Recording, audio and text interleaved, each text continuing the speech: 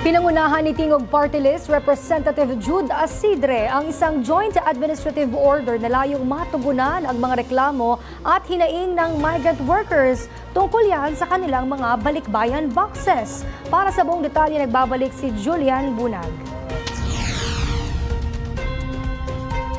Formal na dinaluhan ni House Committee on Overseas Workers Affairs Chairman at Tingog Party List Representative Jude Asidre ang isinagawang flag-raising ceremony sa DMW Central Office nitong Lunes. Tampok sa nangyaring pagtitipon ang opisyal na paglagda ng makasaysayang Joint Administrative Order para sa balikbayan boxes ng mga kababayan nating overseas Filipino workers. Hangarin ang naturang administrative order na palakasin at paigtingin pa ang umiiral na regulasyon sa sea cargo freight forwarders at magkaroon ng isang pambansang polisiya na siyang makatutulong upang malaman ang mga lehitimong freight operators mula sa pananamantala. Ang inisyatiba ay tugon sa mga reklamong natatanggap ng ahensya mula sa mga OFW kaugnay ng iba't ibang kaso ng pagkaantala, pagkawala at pagdaragdag ng bayad sa balikbayan boxes. Ayon kay Asidre, bilang pinuno ng komite, hindi lamang natatapos sa paggawa ng batas ang kanyang tungkulin bilang isang mambabatas. Kaakibat din ito ang pakikinig sa mga tunay na hinaing at karanasan ng mga OFW na may tuturing niyang isa sa mga makabuluhang papel na ipinagkatiwala ng Kongreso sa kanya.